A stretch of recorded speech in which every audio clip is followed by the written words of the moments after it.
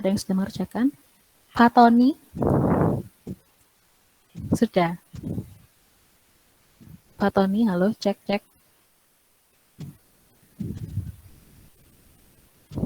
Yang lainnya yang sudah mengerjakan? Bagaimana?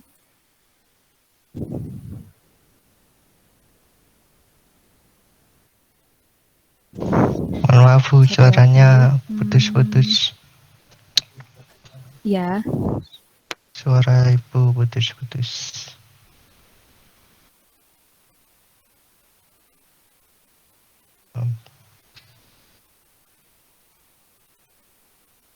Nomor 6 ada yang sudah mengerjakan? Nomor 6 ada yang sudah mengerjakan? Ada yang sudah selesai?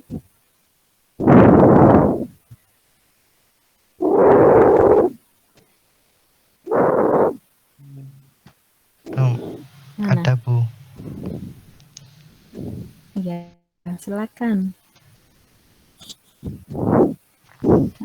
Siapa yang sudah? Gak bisa lihat. Ya, Ini soalnya jaringannya putus-putus. Iya Bu, jaringannya putus-putus. Ada tanda-tanda soalnya. Jaringan di mana? Di sini. Iya, jaringannya Ibu Majida. Halo? Jaringannya Ibu Majida putus-putus. Oh ya. Cek. Bisa didengar?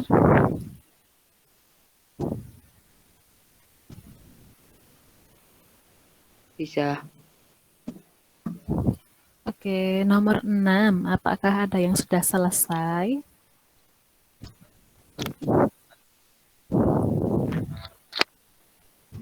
Ada yang sudah selesai? Nomor 6. Ada. Biasakan siapa yang sudah mengerjakan, apa namanya?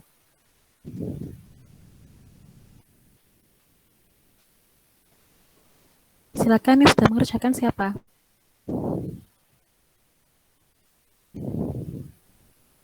Adib Bu. Halo? Jaringanku putus-putus. Adib Minarman. Jaringan saya putus-putus. Oke, tidak apa-apa Adib, ayo Adib. Oh, jaringannya putus-putus Bu. Ada aja yang jawab. Saya aja Bu yang jawab. Iya, ya silakan. Salah satu saja, tidak apa-apa. Pokoknya yang sudah mengerjakan silakan. Siapa? Saya Bu. Nomor ya, 6. Silakan. Nomor Oke. 6. Jauh basta. Ya. Jika kacamataku ada di meja dapur, maka aku pasti sudah melihatnya. Berarti P sama dengan Q. Sama dengan panah, Bu. Lalu Jika P. terima kaki. Ya. Jika P maka Q. Lalu P. Yang aku membaca koran di ruang tamu. Itu R. Atau aku membacanya di dapur. Itu jika R atau S. R atau S, oke. Ya. Untuk yang C, jika aku membaca koran di ruang tamu, maka pastilah kacamataku kuletakkan di meja tamu. Jika R, maka T. Oke. Aku tidak melihat kacamataku pada waktu sarapan pagi, yaitu negasi Q.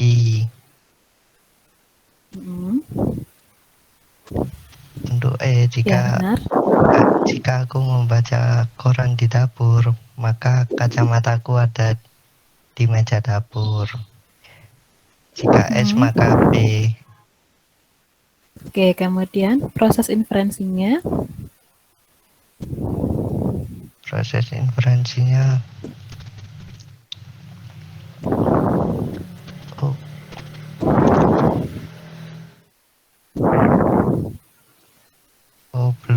proses inferensinya, Bu. Kesimpulan akhirnya sudah? Kesimpulan akhirnya belum, Bu. Oke. Masih memisalkan ya, masih mengubah dalam bentuk simbolis berarti ya. Iya, Bu. Berarti kita punya 5 premis kan? Kita punya 5 premis, jadi dari 5 premis itu kita ambil 2 premis yang kita bisa langsung menggunakan argumen valid yang ada. Jadi dari premis ke-1 dan 4, jika P maka Q. Kemudian bukan Q, berarti kesimpulannya bukan P, negasi P ya kan? Nah, kemudian kesimpulan negasi P itu digabung dengan premis yang lain. Jadi jika S maka P, bukan P berarti kesimpulannya bukan S. Kemudian R atau S, bukan S, kesimpulannya R. Jika R maka T, diketahui R berarti kesimpulannya T. Nah, itu sampai pada proses inferensi yang terakhir kita mendapatkan kesimpulan T. Berarti kesimpulan akhirnya adalah T. Nah, kemudian T ini dikembalikan lagi kepada pemisalan yang tadi. T itu apa? Ternyata kacamata ada di meja tamu. Jadi itu kesimpulannya. Ya, bisa dipahami ya. Ada yang ditanyakan? Ada yang ditanyakan?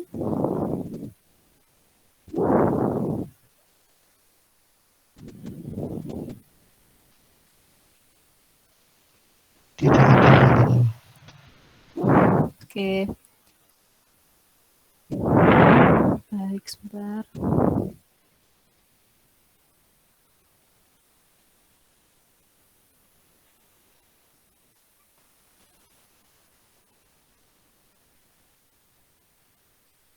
Kita lanjut ke materi hari ini tentang relasi. Ini filenya sudah terlihat belum di layarnya? Belum, Bu.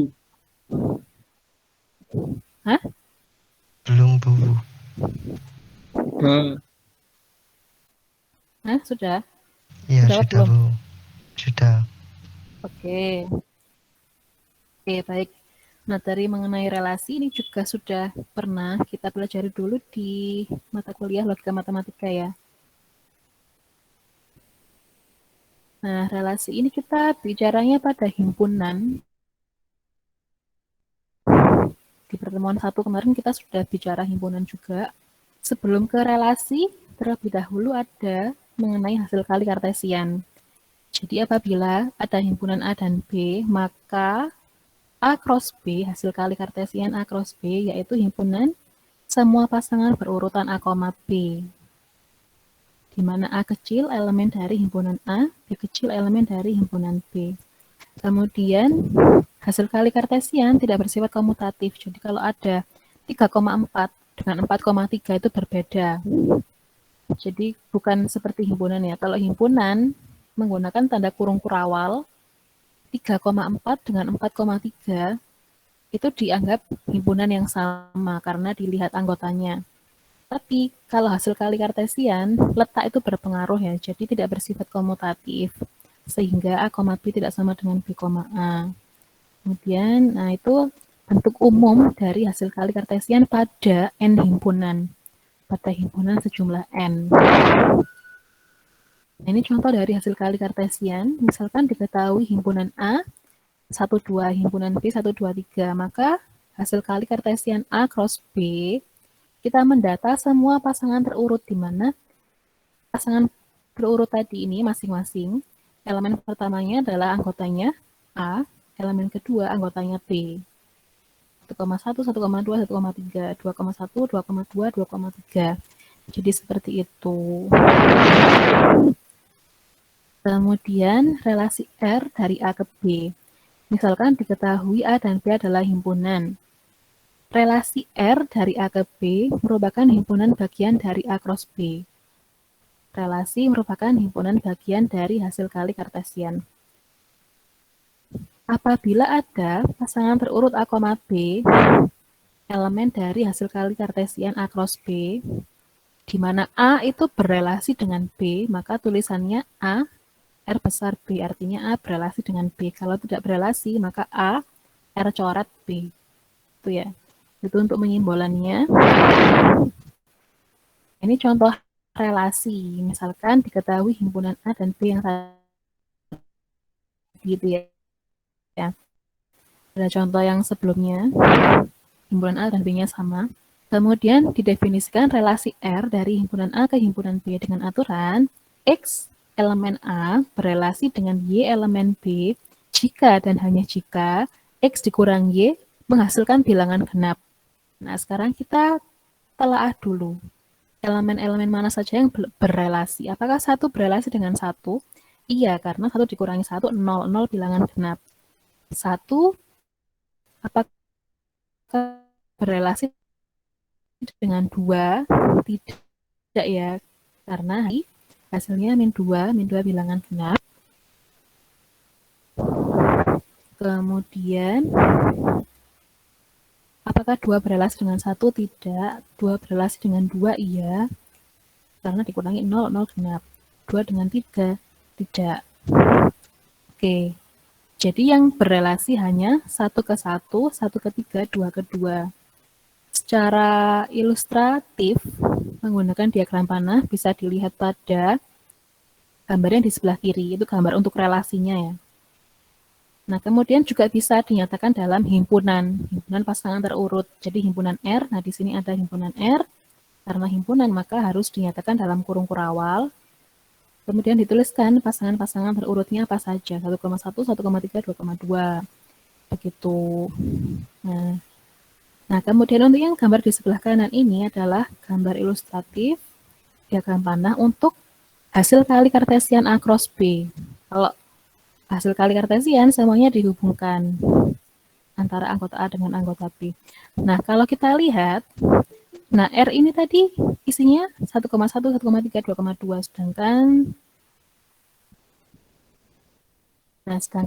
hasil kali kartesian isinya ini. Jadi bisa dilihat ya bahwa relasi adalah subset atau himpunan bagian dari hasil kali kartesian.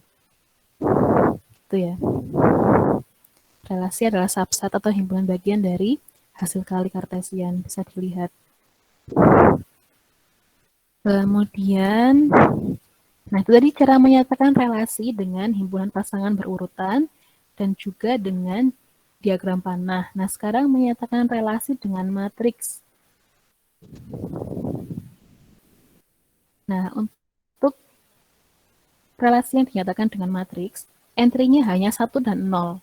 1 jika berelasi dan 0 jika tidak berelasi. Nah, pada contoh yang sebelumnya, kita dapatkan relasi R 1,1, 1,3, 2,2. Berarti kita buat matriksnya, misalkan matriks A, untuk menyatakan relasi R. Nah, jadi matriks A ini ukurannya 2 kali 3. 2 karena apa? Banyaknya anggota A, 2 ya. Banyaknya anggota B, 3. Jadi 2 kali 3. Untuk baris pertama, kita lihat dari elemen pertama pada himpunan A, yaitu 1. 1 ke 1 berelasi ditulis 0. 1 ke 2 tidak berelasi ditulis, 1 ke 1 berelasi ditulis 1. 1 ke 2 tidak berelasi ditulis 0. 1 ke 3 berelasi ditulis 1. Kemudian baris yang kedua kita lihat dari elemen 2 pada himpunan A. 2 ke 1 tidak berelasi ditulis 0. 2 ke 2 berelasi ditulis 1. 2 ke 3 tidak berelasi ditulis 0. Oke, jadi seperti itu cara menyatakan relasi dengan matriks. Kemudian relasi juga bisa dinyatakan dengan graf, tapi ini ada syaratnya, yaitu relasi tersebut harus terdefinisi pada himpunan yang sama. Jadi misalkan dari himpunan A ke himpunan A. Ya, ini pada poin yang nomor 3, pada poin ketiga bisa dibaca, relasi dapat dinyatakan dengan graf jika terdefinisi pada himpunan yang sama. Kemudian untuk menyatakan relasi dengan graf, anggota-anggota himpunan dinyatakan dengan titik. Untuk elemen yang berelasi, maka di antara dua titik tadi ada tanda panah berarah. Kemudian untuk elemen yang berelasi dengan dirinya sendiri ada loop. Ada looping. Nah, ini contohnya. Diketahui himpunan A 1, 2, 3, 4 relasi R dari A ke A.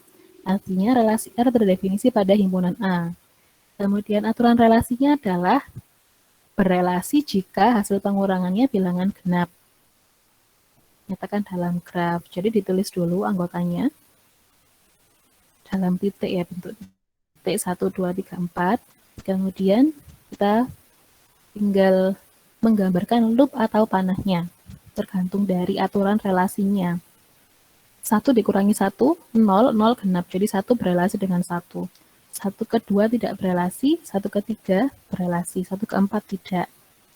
Kemudian 2 ke 1, 2 min 1 ganjil ya, jadi tidak berelasi.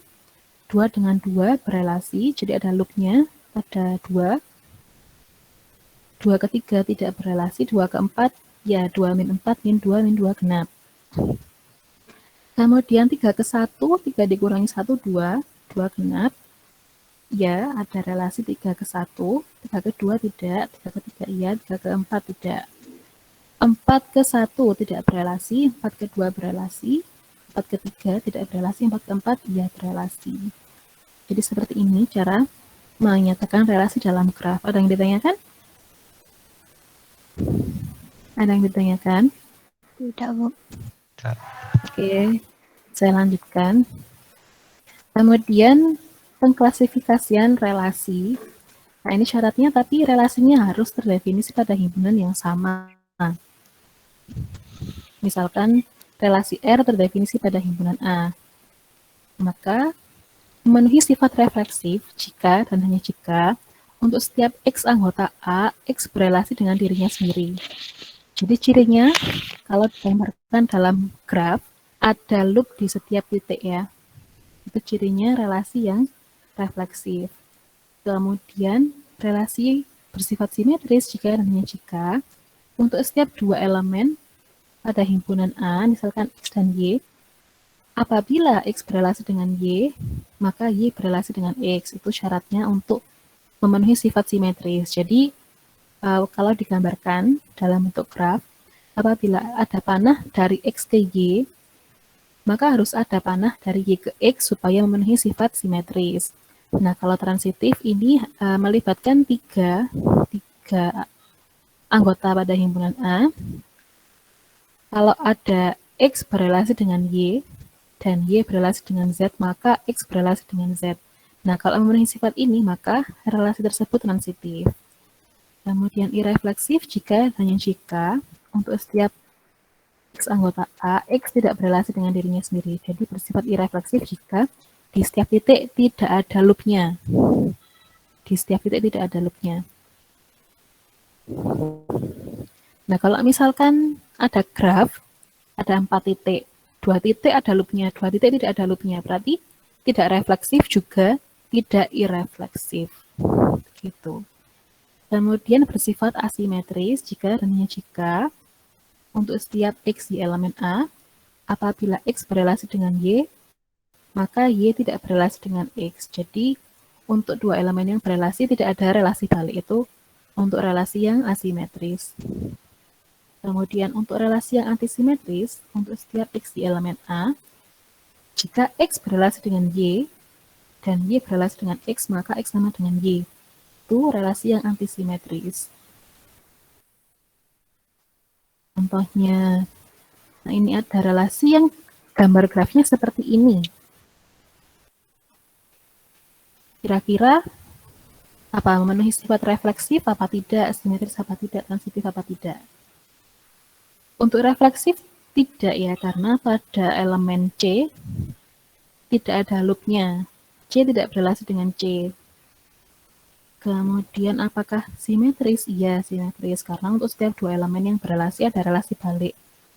Ya kan? Kemudian apakah transitif? Tidak. Karena apa? C berelasi dengan A berelasi dengan C, tetapi C tidak berelasi dengan C. Nah, itu juga yang menyebabkan tidak transitif. Kemudian relasi ekivalensi.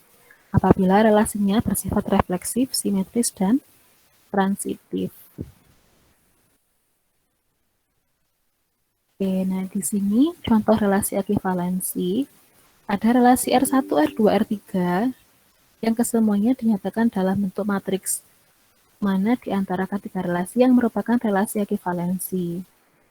Cara mengerjakannya yaitu dengan mengubah menjadi bentuk graf. Nah, di sini karena ada matriksnya, di matriksnya ada 3 baris dan 3 kolom, berarti relasi R1 ini terdefinisi pada himpunan yang memiliki 3 anggota. Katakanlah anggotanya ABC. Ya. Kemudian untuk baris ke 1, 1, 1, 1, artinya apa? A berelasi dengan A. Di A ada loopnya. Kemudian A berelasi dengan B, A berelasi dengan C. Baris kedua 0, 1, 1. Artinya B ke A tidak berelasi. B berelasi dengan B dan dengan C. Baris ketiga 0, 0, 1. Artinya apa? C ke A dan B tidak berelasi. C hanya berelasi dengan C itu sendiri. Jadi gambar grafnya seperti ini. Apakah refleksif? Iya. Di setiap titik ada loopnya. Apakah transitif? Iya. A ke B, B ke C, ada relasi dari A ke C. Berarti iya, transitif. Apakah simetris? Ternyata tidak, karena untuk setiap 2 elemen yang berelasi tidak berelasi balik. Maka relasi R1 ini bukan relasi ekivalensi. Jadi relasi ekivalensi harus memenuhi 3 sifat ini tadi. Refleksif, simetris, dan transitif. Kalau ada salah satu yang tidak terpenuhi, maka bukan relasi ekivalensi. Kemudian relasi R2, 4 baris, 4 kolom, berarti relasi R2 terdefinisi pada himpunan yang memiliki 4 anggota. Ya.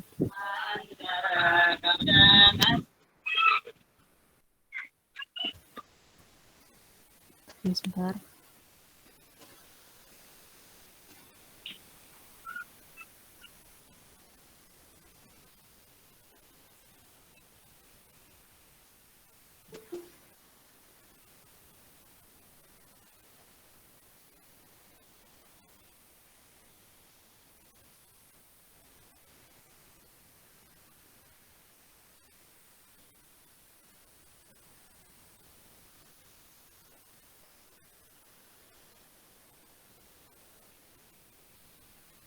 Oke, baik.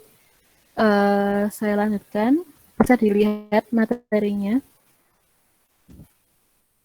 Relasi R2 terdefinisi pada himpunan yang memiliki 4 anggota. Baris pertama 1110, artinya apa? A berelasi dengan A, dengan B, dengan C. Dengan D tidak. Jadi gambarnya seperti ini. Kemudian baris kedua 1110, artinya B berelasi dengan A, B berelasi dengan B, B berelasi dengan C. Dengan D tidak. Yang baris ketiga 1110, artinya C berelasi dengan A, dengan B, dengan C. Dengan D tidak. 0001, berarti D dengan A, B, C tidak berelasi, hanya berelasi dengan D itu sendiri. Nah, jadi gambar grafnya seperti ini. Apakah refleksif? Iya. Di setiap titik ada loopnya. Apakah simetris? Iya. Untuk setiap 2 elemen yang berelasi ada relasi balik. Kemudian apakah transitif? Iya. Nah, jadi memenuhi ketiga sifat, maka relasi R2 adalah relasi ekivalensi. Nah, ada keistimewaan ya pada himpunan yang di dalamnya terdefinisi relasi ekivalensi, yaitu bahwa seolah-olah himpunan tersebut terpartisi menjadi 2 bagian. Nah, di sini seperti seolah terpartisi menjadi 2 himpunan, yaitu A, B, C, dan D. Jadi seperti seolah-olah ada 2 himpunan ya. Ada satu himpunan A, B, C, D. Jadi seolah-olah ada 2 himpunan, satunya isinya A, B, C, satunya isinya D. Jadi seperti itu. Nah, relasi R3 juga caranya sama, cara mengerjakannya sama. Kemudian diklasifikasikan, ternyata ya memenuhi sifat refleksif, simetris, dan transitif. Nah, ini juga bisa dilihat bahwa himpunannya terpartisi menjadi AC dan BD. Itu. Ada yang ditanyakan? Tentang relasi ekivalensi ada yang ditanyakan? Bisa dipahami? Baik, saya lanjutkan.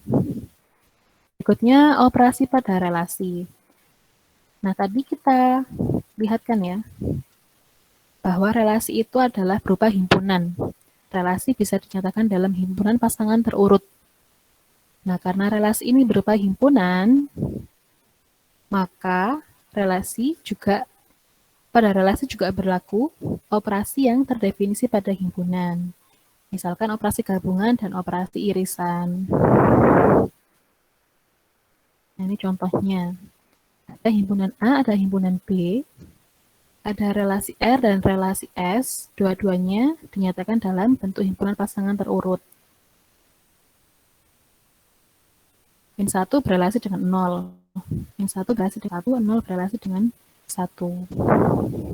Kemudian relasi S, jadi dua relasi ini dari himpunan A ke himpunan B ya. Relasi S, 0 berelasi dengan 0. 1 berelasi dengan 1, min 1 berelasi dengan 1. Tentukan gabungan dan irisannya. Gabungannya berarti semua pasangan terurut, elemen-elemen yang ada pada relasi R dan S semuanya ditulis. Untuk yang sama ditulis 1 kali saja. Seperti min 1,1 ini ya. Kemudian irisan berarti dicari pasangan terurut yang sama. Pasangan berurutan yang sama yang ada pada relasi R dan S, yaitu min 1,1. Nah, jadi ini gabungan dan irisan pada relasi. Kemudian komposisi dua relasi. Misalkan relasi R1 subset dari A cross B. Relasi R2 subset dari B cross C. Kemudian R1 komposisi R2 merupakan relasi yang elemen pertamanya merupakan elemen pertama R1, elemen keduanya elemen kedua dari R2. Jadi kalau ditulis dalam bentuk simbolis seperti ini, R1 komposisi R2 sama dengan kurung kurawal, artinya merupakan himpunan. Isinya apa? Pasangan-pasangan terurut X, Z. Sedemikian hingga X, Y elemen R1 dan Y, Z elemen R2. Jadi bisa dilihat di sini. Isinya tuh X, Z. Tapi ada ketentuannya. X, Y R1, Y, Z R2. Yang ditulis X, Z. Gitu. R pangkat K, kalau ada R pangkat K, komposisi relasi R dengan dirinya sendiri sebanyak K kali. Oke, jadi ini contohnya. Ada relasi R dan relasi S. Dua-duanya terdefinisi pada himpunan bilangan bulat positif. Berarti mulai dari 1 ya. 1, 2, 3, 4, 5, dan seterusnya. Nah, di sini ada aturan relasinya untuk relasi R X, 2X, di mana X adalah bilangan bulat positif. Berarti dipasangkan dengan 2 kalinya bilangan tadi. Kalau S dipasangkan dengan 7 kalinya bilangan tadi. Misalkan relasi R. Misalkan X-nya 1, berarti berpasangan dengan 2. Berpasangan dengan 2 kalinya bilangan tadi. Kalau X-nya 2, berarti berpasangan dengan 4. 3 dengan 6, 4 dengan 8, dan seterusnya. Nah, kalau relasi S, berpasangan dengan 7 kalinya bilangan tadi. 1,7, 2,14, dan seterusnya. R komposisi S, nah coba dilihat. Di relasi R 1 ke 2, di relasi S 2 ke 14, berarti ditulis 1,14, ditulis elemen pertama dan terakhirnya. Kemudian 2 ke 4, 4 ke 28, berarti 2 ke 28. 3 ke 6, 6 ke 42, berarti 3,42. Dan seterusnya. Nah, maka relasi R komposisi S itu bisa dinyatakan dalam X, 14X, jadi berpasangan dengan 14 kalinya bilangan tadi, di mana X adalah bilangan bulat positif. Kalau R komposisi R, berarti pada R itu sendiri. 1 ke 2, 2 ke 4, jadi 1 ke 4. 2 ke 4, 4 ke 8, berarti 2 ke 8. 3 ke 6, 6 ke 12, berarti 3 ke 12. Berarti aturan pemasangannya adalah dengan 4 kalinya bilangan tadi. Ada yang ditanyakan? Ada yang ditanyakan? Tidak ada. Oke, berikutnya tutupan transitif. Tutupan transitif. Simbolnya adalah R indeks atas plus merupakan gabungan dari semua R pangkat K. R pangkat K tadi, ingat ya, R pangkat K adalah komposisi relasi R dengan dirinya sendiri sebanyak K kali.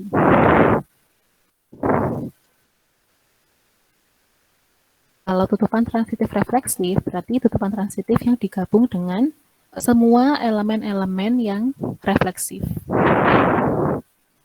Nah, ini contohnya. Ketahui himpunan A, anggotanya A, B, C, D. Relasi R, subset dari A cross A. Dengan R definisikan sebagai, jadi relasi R, pada relasi R, A berpasangan dengan B, B ke C, C ke D. Tentukan tutupan transitif dan tutupan transitif refleksifnya. Nah, kita harus mendefinisikan dulu untuk R pangkat 2, R pangkat 3, R pangkat 4, bentuk umum pada R pangkat K. Caranya di sini bisa dibantu dengan diagram panah. Untuk yang relasi R tadi, diketahui pada soal ya. B, B ke C, C ke D. R pangkat 2, R komposisi R, berarti kita lihat gambar yang 1, 2, 3. A ke B, kemudian B ke C. Berarti A ke C, hasil komposisinya. Kemudian B ke C, C ke D, berarti B ke D. Hasil komposisinya, berarti R2, isinya A ke C, B ke D. Kemudian R3, R2, komposisi R. Berarti kita lihat untuk yang diagram panah 1, 2, 3, 4. A ke B, B ke C, C ke D. Berarti A ke D. Kemudian B ke C, C ke D, D tidak ada. Tidak ada ya, berarti hanya A ke D. Kemudian untuk R pangkat 4, R pangkat 3 komposisi R, kita lihat untuk diagram panah 1, 2, 3, 4, 5. Untuk R pangkat 4.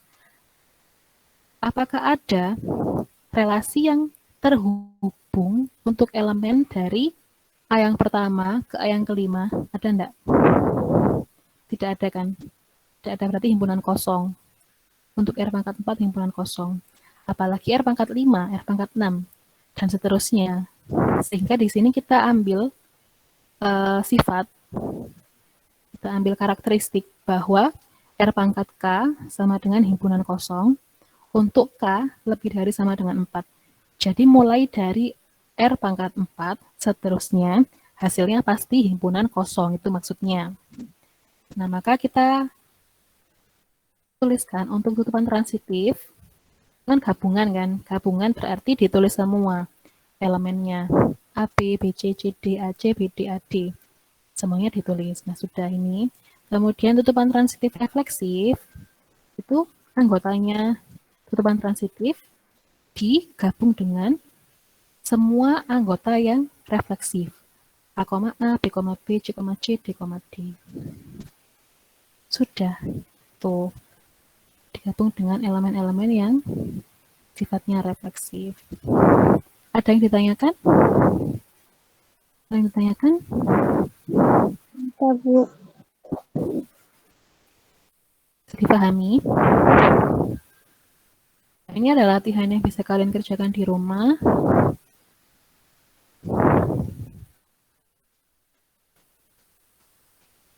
Yang nomor 5 tidak ya? Yang nomor 1, 2, 3, dan 4 saja bisa kalian coba kerjakan. Dikirim di classroom aja. Ya, saya kirim materinya dan latihannya di Google Classroom. Apakah ada yang ditanyakan? Tidak ada yang ditanyakan? Ada yang belum saya absen? Saya, Bu. Yang belum saya Salman. absen? Sebutkan nama dan 2 NIM belakangnya. 26 Salman. Oke, Salman sudah. Oke, yang Bagus lainnya ada Cahyono. lagi? Bagus Cahyono absen 5. Muzaki Oke, Abdillah. ada lagi? Muzaki Abdillah. Absen 22. NIM belakangnya berapa? 22. Oke. Aditya Maulana. Oke, sudah. Tel Ada kaki, yang Bu. lain? Dandi, 32. Dandi Nur Ilhamada. Saya Bu belum absen Bu. Saya juga Bu. Siapa? Aditya Maulana. Apa tadi? 32, 32. oke. Yang lain? Tafril Kafi 29 Bu. 29. Oke. Ada yang lain?